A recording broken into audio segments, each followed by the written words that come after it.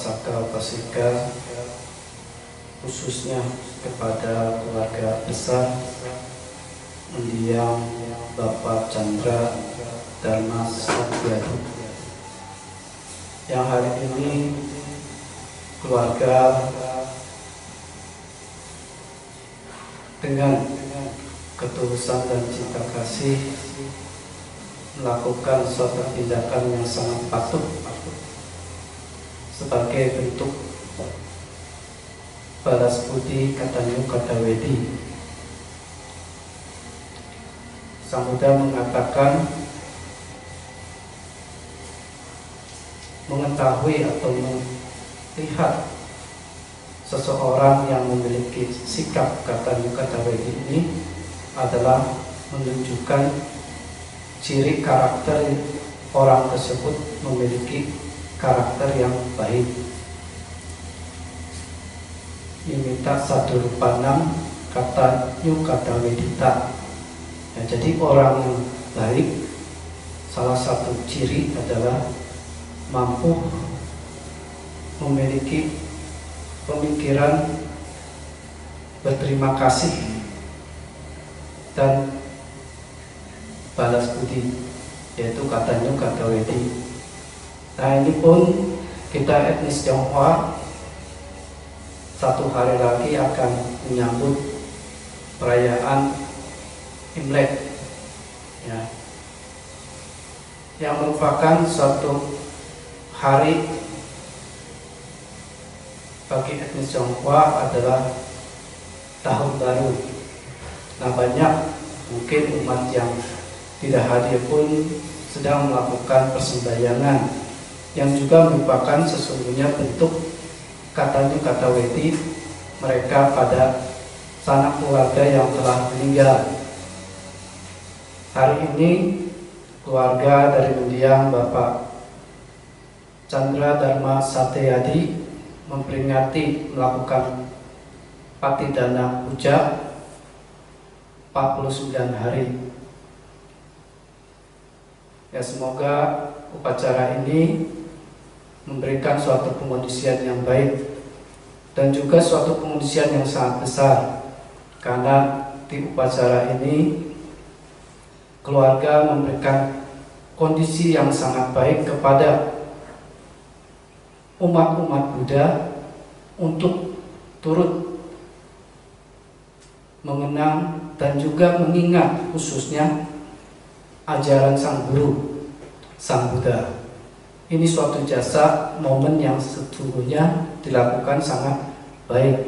Ya, kita berterima kasih dapat hadir di upacara ini dengan pengondisian mengingat atau melakukan pelimpahan jasa kepada mendiang Bapak Chandra.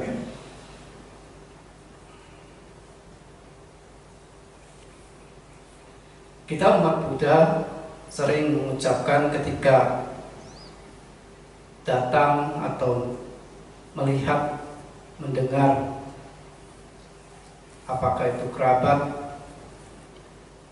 keluarga, suami, istri, anak,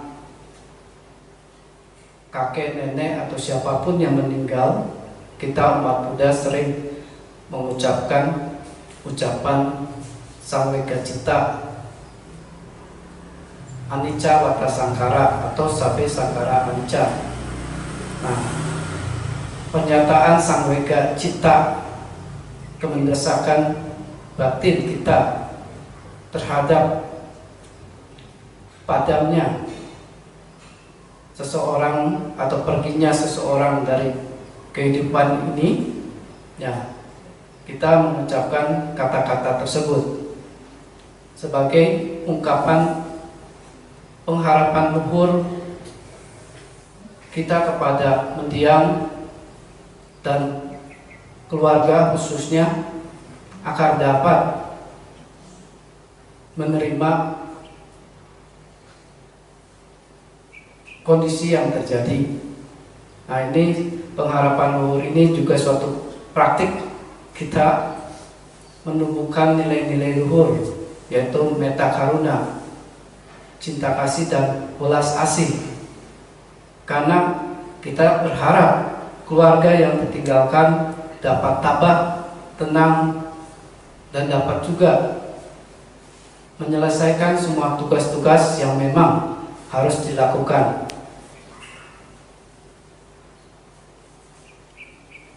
Nah, jadi di sini sudah menunjukkan suatu hal-hal yang bermanfaat bagi kita, khususnya umat Buddha dan keluarga. Tetapi yang perlu dipahami adalah apa yang menjadi siratan makna atas peristiwa yang terjadi tersebut. Ketika kita mengetahui orang-orang yang kita cintai ini telah pergi. Nah, ini yang perlu kita menyikapi dengan bijaksana. Ya, tidak dapat dipungkiri atas suatu hal yang juga wajar bagi orang yang memang sebagai putu jana, ya, mencucurkan air mata, bersedih, terguncang. Nah, itu suatu hal yang lumrah dalam tataran batin tertentu. Ya. Tetapi yang perlu menjadi suatu perhatian yang diarahkan adalah kita mengerti bahwa segala sesuatu yang lahir akan mengalami kematian. Nah, ini yang perlu kita renungkan. Sering kita melihat slogan Sabde Sankara Anicca atau Anicca Wata Sankara. Tapi apakah sudah sejauh mana kita sebagai umat Buddha mengerti hal tersebut? Segala yang terbentuk adalah tidak kekal, atau segala bentukan-bentukan tidak kekal adanya. Nah, kadang sering diterjemahkan demikian. Perlu kita pahami, bentukan-bentukan ini pasti tidak muncul dengan tiba-tiba. Jadi perlu dipahami, setiap bentukan harus dipahami, dimengerti sebagai sesuatu yang kita mengerti sebagai upado panyati, yang kemunculannya tertampak. Bagaimana Bante memahami itu? Nah, kita melihat ketika seorang ibu sedang mengandung putra atau putrinya, kita sudah melihat ada sesuatu yang muncul, kemunculannya tertampak, ya kan? Yang dimana ibu itu mengandung pun karena terkondisi ada suami, sehingga hal ini jelas sesuatu yang muncul karena ada sebab-sebab yang mengkondisikannya tertampak. Nah, kemudian ibu itu pun melahirkan, kemudian anak itu pun akan dirawat dan tumbuh.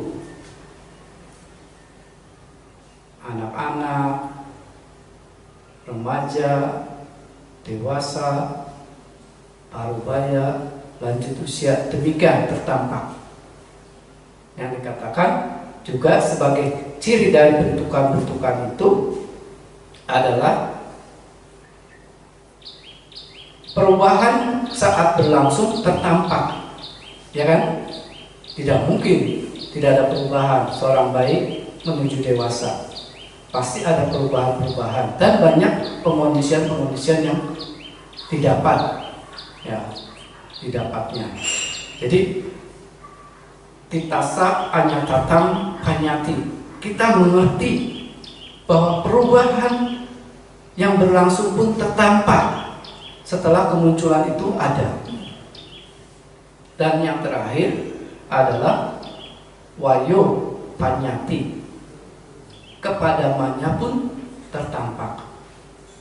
Walaupun kita di sini masih belum menuju kematian, tapi kita mengerti proses apa yang akan kita tuju sesungguhnya. Ya sama, yaitu kepadaman jasmani kita.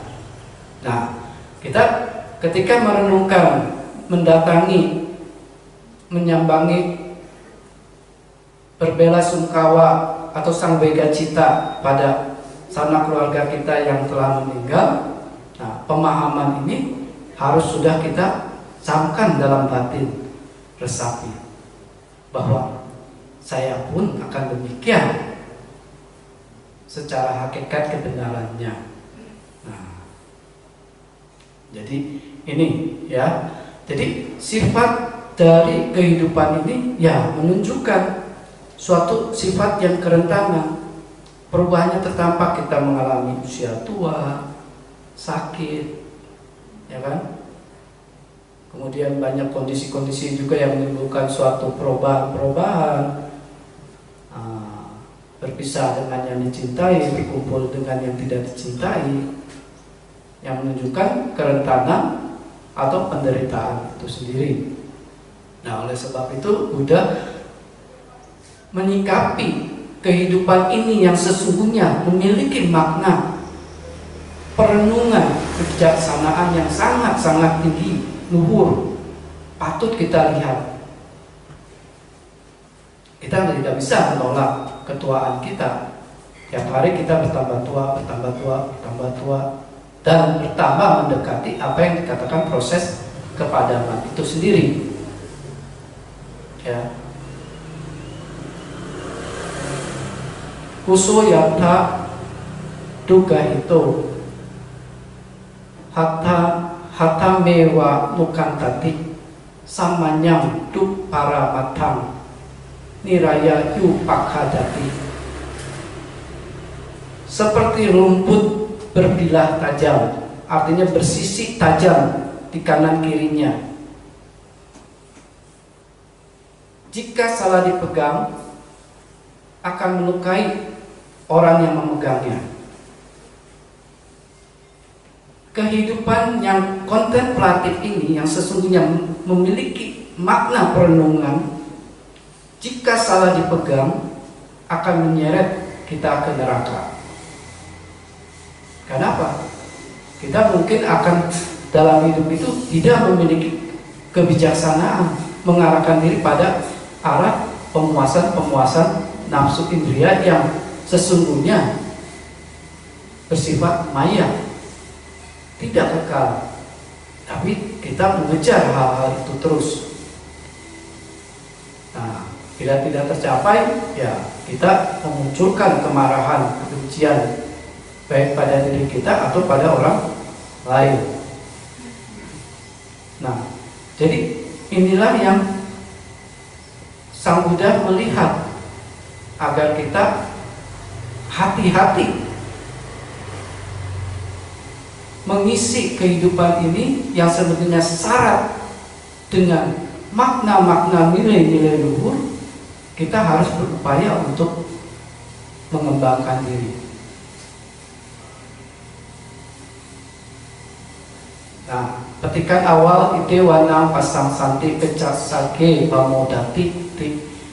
Setelah kematian ia berbahagia di surga. Ini suatu hal yang sangat luar biasa pernyataan beliau. Nah, ada satu kisah dalam Jataka kelahiran lampau Bodhisatta, istilah Jataka.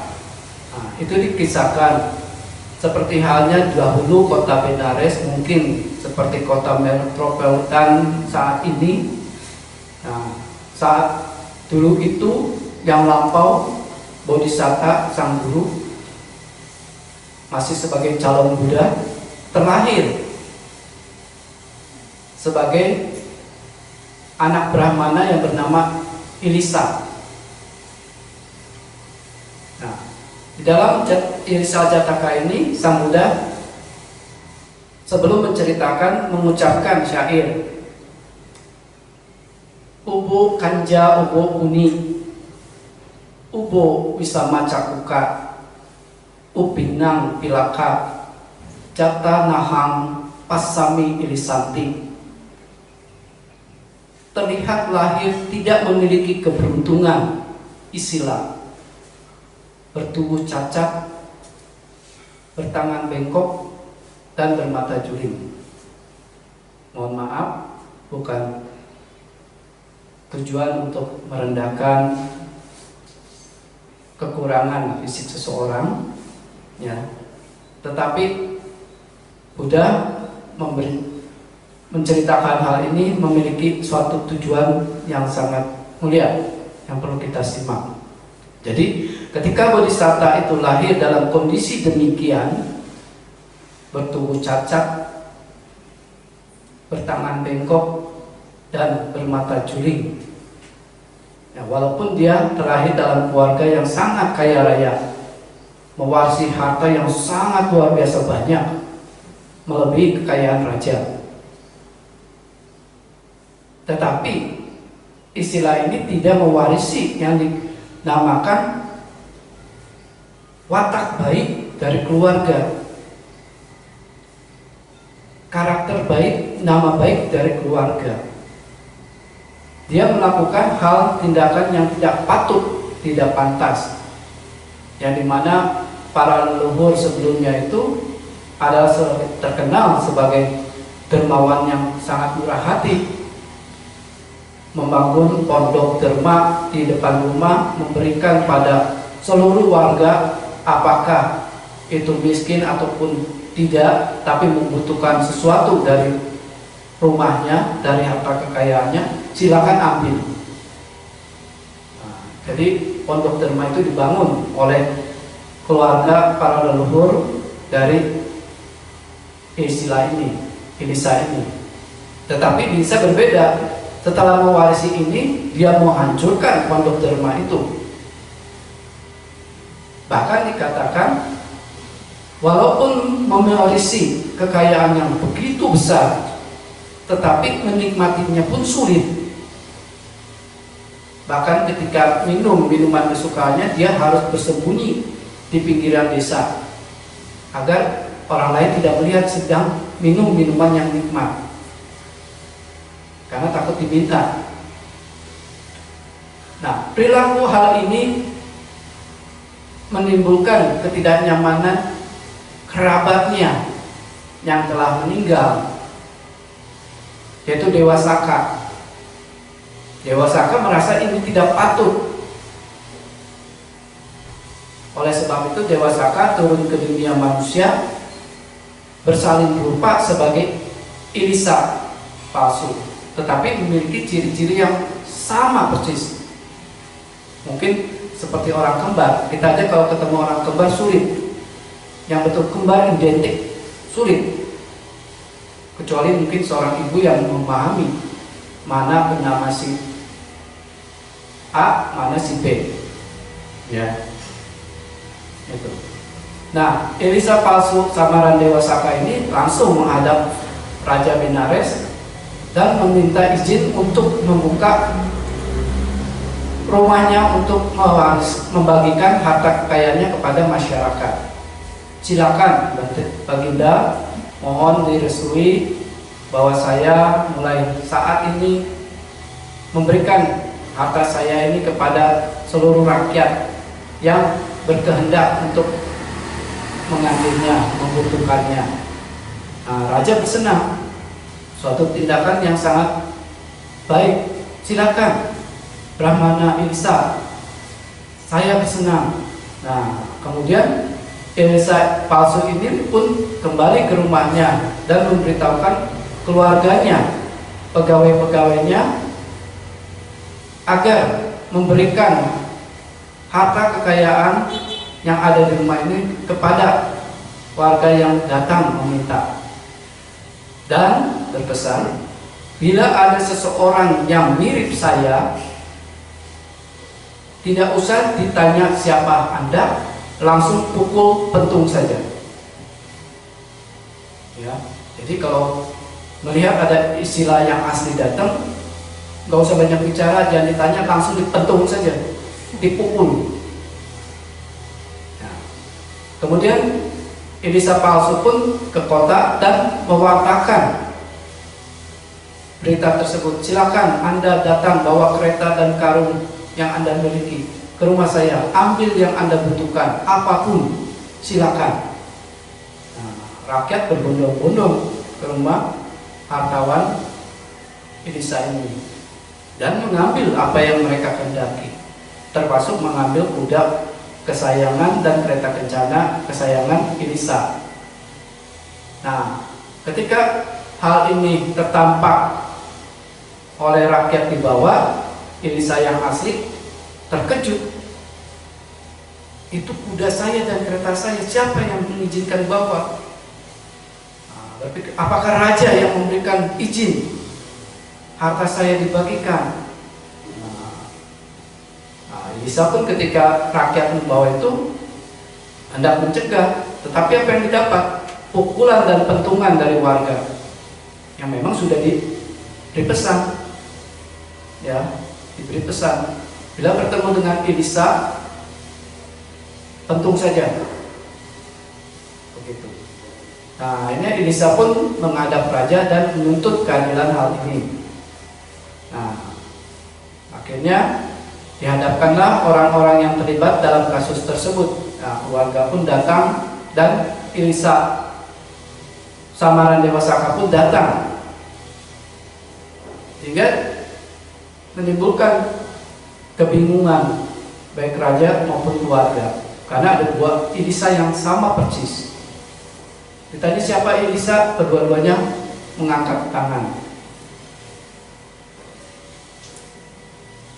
Bertanya identitasnya, kedua-duanya memberikan identitas yang sama. Begitu. Nah, sampai Elisa yang asli ini meminta tukang cukur kerajaan untuk membedakan, tapi tukang cukur sendiri pun tidak bisa membedakan.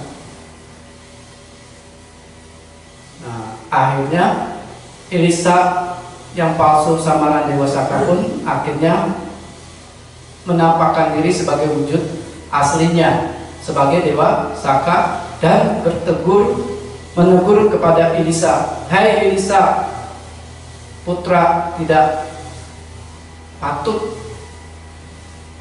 untuk mewarisi harta kekayaan saya. Saya adalah ayahmu. Dan ini harta warisan ini, kekayaan ini sesungguhnya milik saya, bukan milikmu. Tetapi kamu tidak melakukan hal-hal yang patut, yang menjaga tradisi keluarga yang sesungguhnya.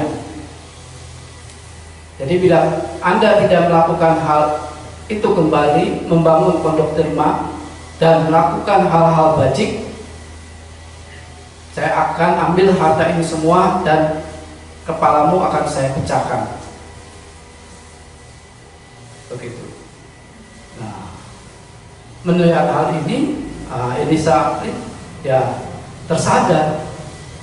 Akhirnya dia berjanji, betul-betul berjanji melakukan apa yang menjadi suatu tradisi baik dari suatu keluarga, mempertahankannya, bahkan berusaha untuk jauh lebih baik. Nah, tindakan inilah yang mengkondisikan Bodhisatta yang terlihat lahir tidak beruntung, bertubuh cacat, tangan bengkok dan bermata juling, itu dapat memiliki jasa kebajikan dan nilai-nilai luhur. Sehingga setelah padamnya jasmani, dalam kisah kelahiran lampau Sang Buddha ini, beliau kembali terlahir di alam surga. Ya. Jadi hal-hal yang jelas sekali bahwa seseorang yang memiliki kebajikan pasti akan terlahir di alam bahagia surga. Nah, ini yang perlu kita renungkan. Memang kita tidak tahu sampai sekarang siapa yang kembali.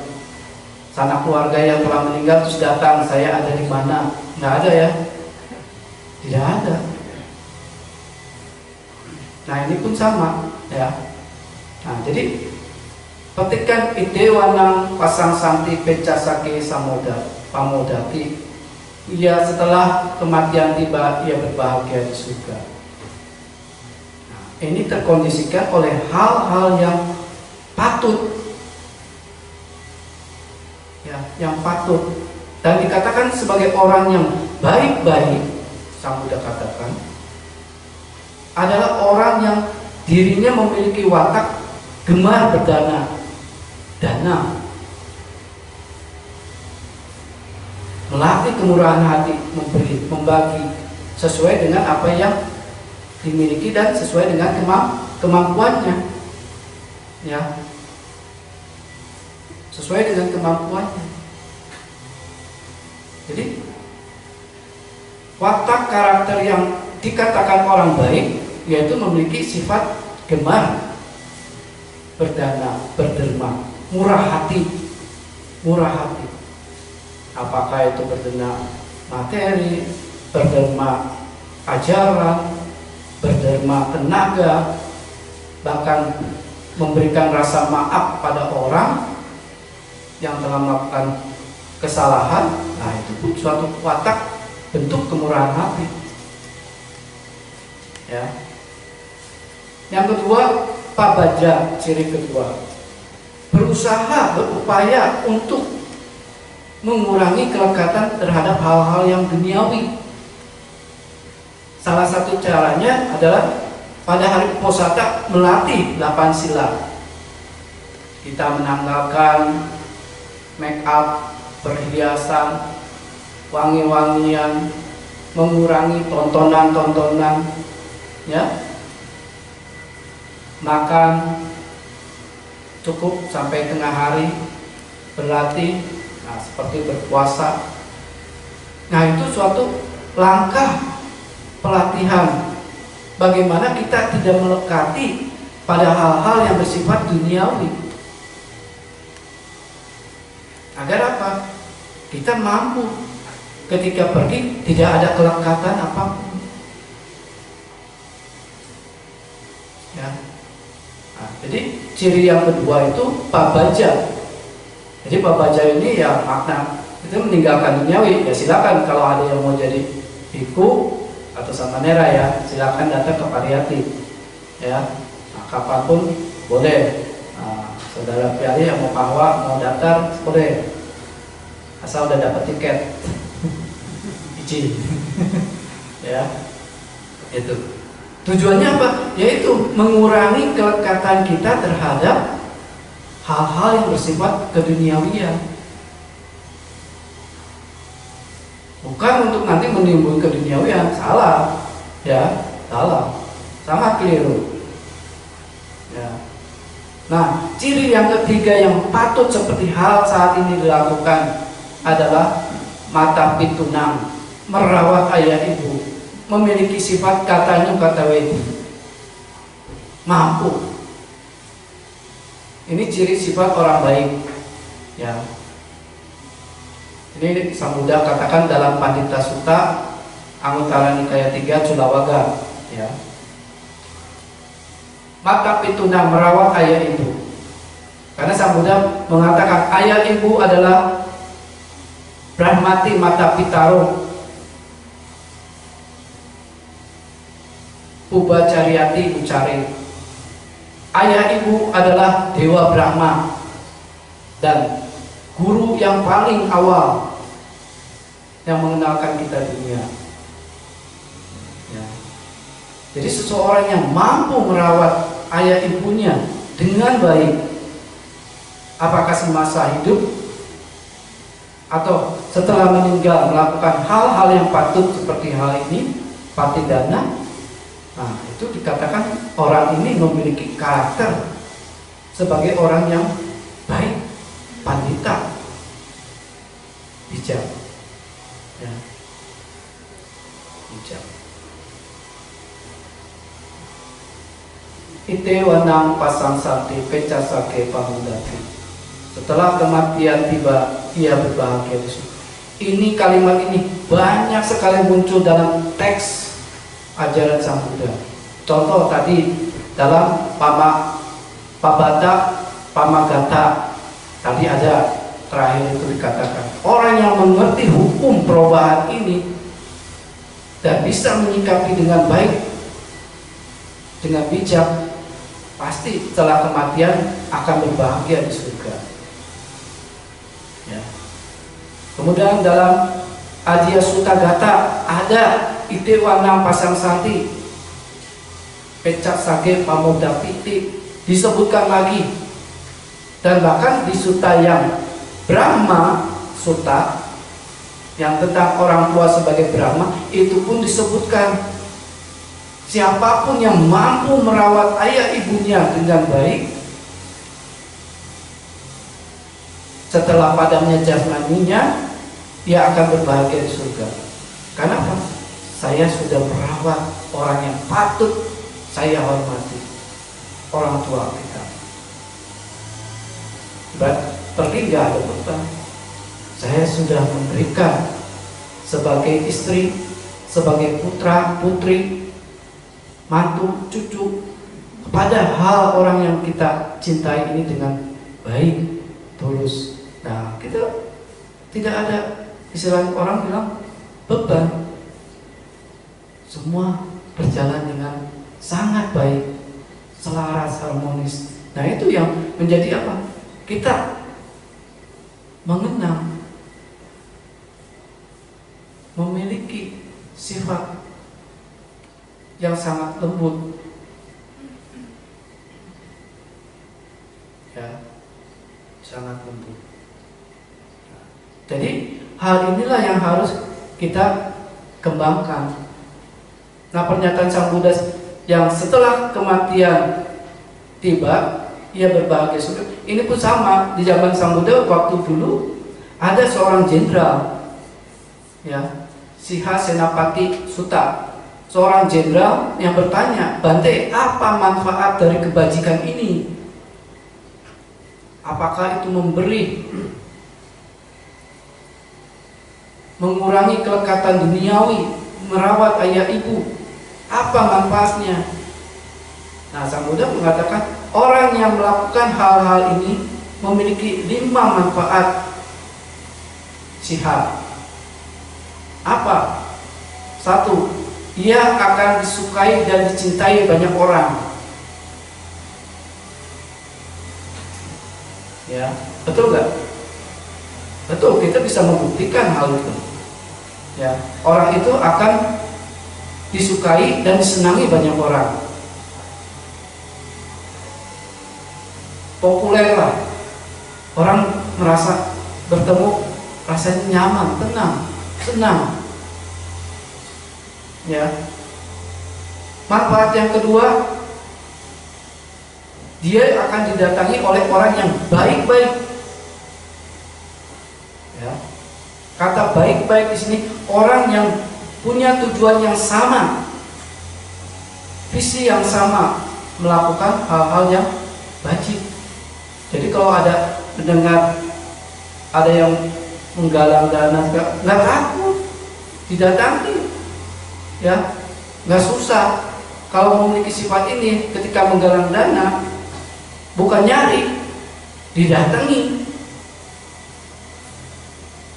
Cukup dengan memberikan berita, langsung. Orang itu tidak ditanya, siapa sih itu? Nani Triana? Tidak. Langsung, ya Bu. Bahkan tidak bertanya untuk apa, tidak, langsung. Nah, jadi orang baik-baik yang memiliki visi yang sama, melihat partisipasi kesempatan untuk melakukan hal-hal yang baik bersama, itu akan mendorong. Ya, jadi orang yang melakukan hal ini cenderung didatangi oleh orang yang baik-baik. Coba kalau kita berkumpul misalnya mabuk, sifatnya pemabuk, yang mendatangi siapa? Yang tukang mabuk lagi ya. Nah, mungkin kita datang mendekati, bergaul, ya kan? Nah, itu. Yang ketiga, memiliki reputasi yang baik. Memiliki reputasi yang baik, nama harum, nama baik, ya. Begitu. Dan yang keempat, orang ini pasti percaya diri dan tenang. Sebagai orang yang mampu memiliki nilai-nilai hal-hal yang baik, dia akan percaya diri dan tenang. Walaupun Presiden Jokowi datang, gak takut. Kenapa?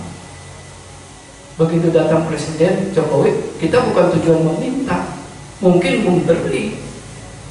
Pak, silakan duduk, ini ada minuman, silakan diminum, ya kan? Tidak terus takut, ada apa ya Pak Jokowi datang? Pak Lurah datang, dia cenderung memiliki kepercayaan diri dan tenang. Nah, kalau percaya diri dan tenang, kalau padam jasmani ini muncul, kemana dia pergi? Kemana? Yakin ke surga? Jelas.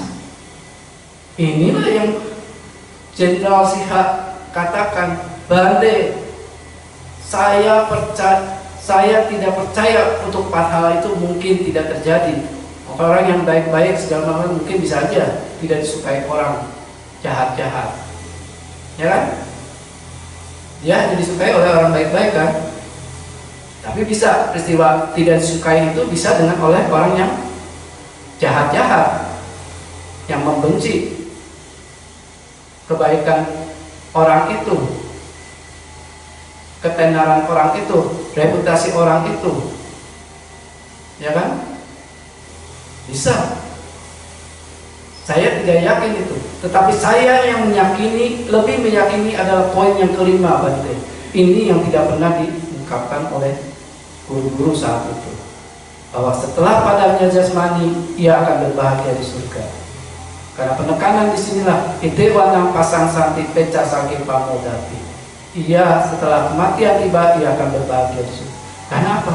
Ya tadi,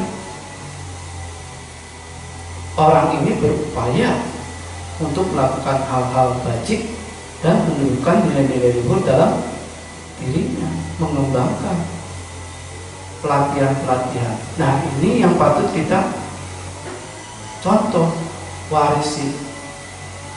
Orang tua kita yang meninggal itu menunjukkan nilai-nilai itu. Sehingga apa? Nah, Bante mendengar beliau wafat pun dalam keadaan yang bagi kita orang hidup kaget, tapi bagi beliau tenang, tidak ada keluhan. Bante nanyakan ada keluhan, tidak. Bahkan telah merapikan semuanya seperti orang yang hendak pergi, tapi tidak menimbulkan beban pada orang yang ditinggalkan. Itu suatu kepercayaan diri yang sangat kuat, tinggi, ya, tinggi. Kita nggak mudah.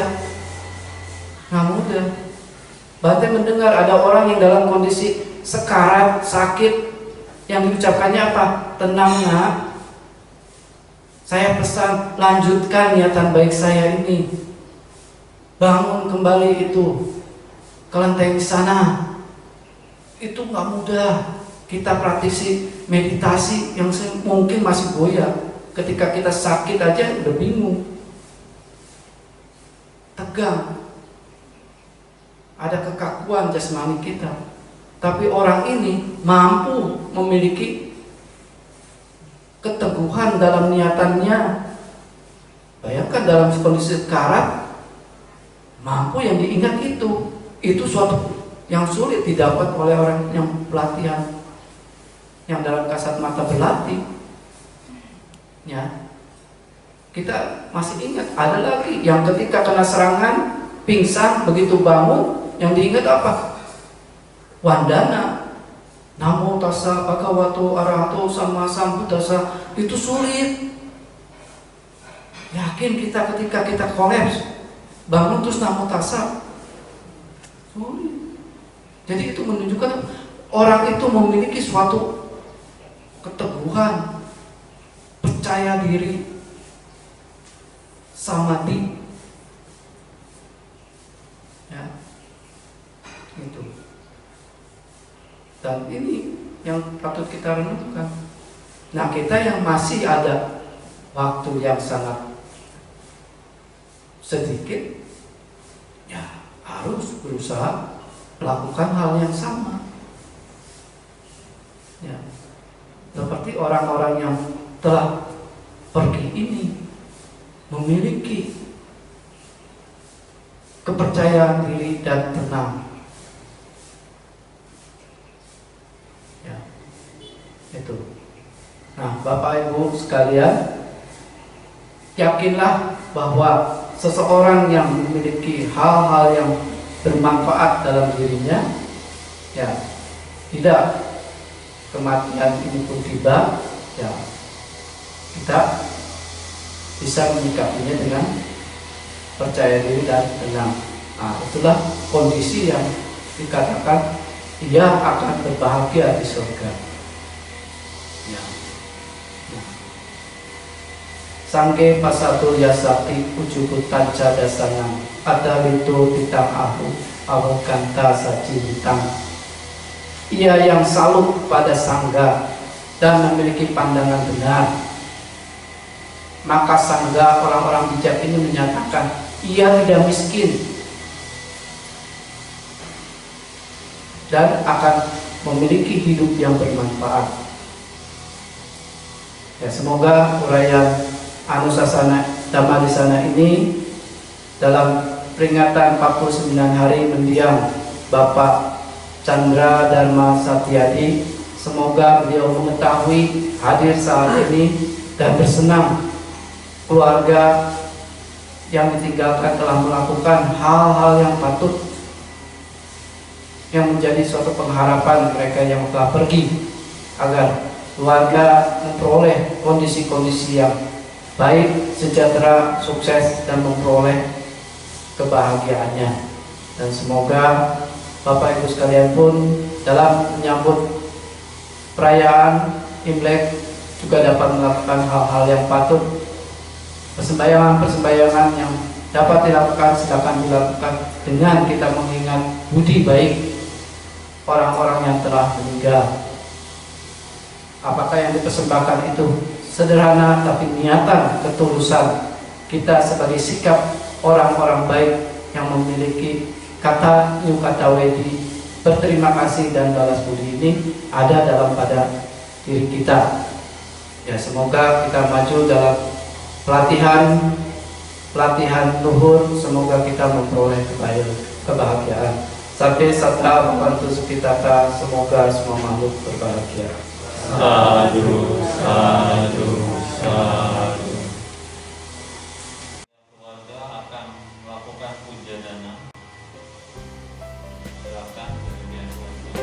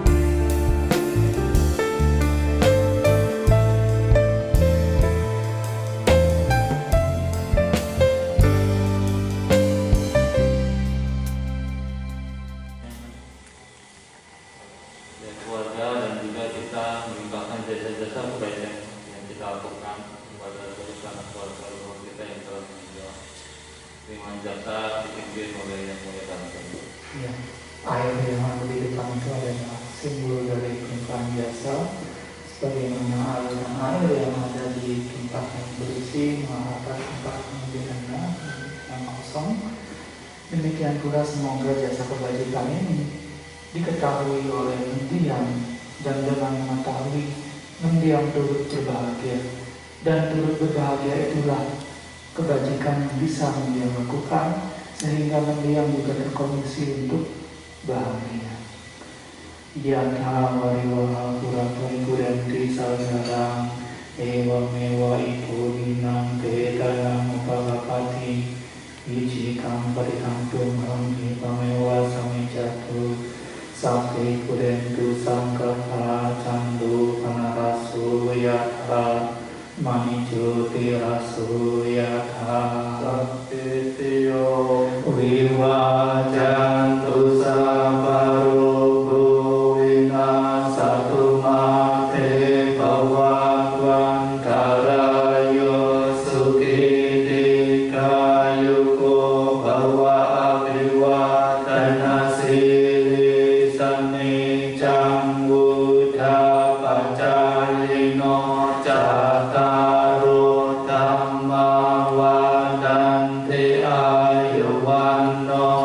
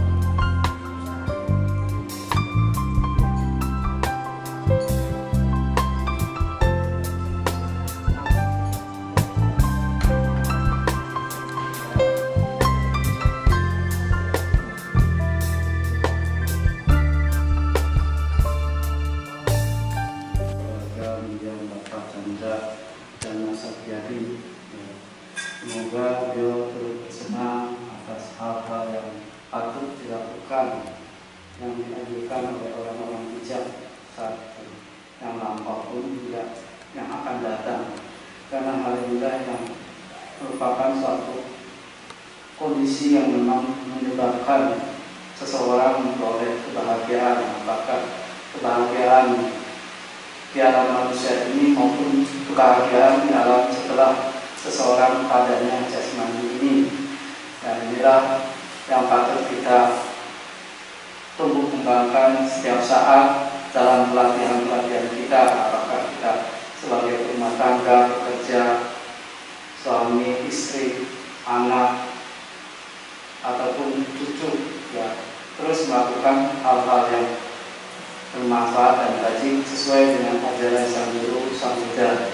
Karena dari hasil pengalaman langsung beliau melihat mana yang mendatangkan manfaat, mana yang tidak mendatangkan manfaat, dan kita sebagai siswa patut menggali dan mempraktekkan hal-hal yang patut dan bermanfaat untuk kesejahteraan diri kita sendiri, khususnya sedunia.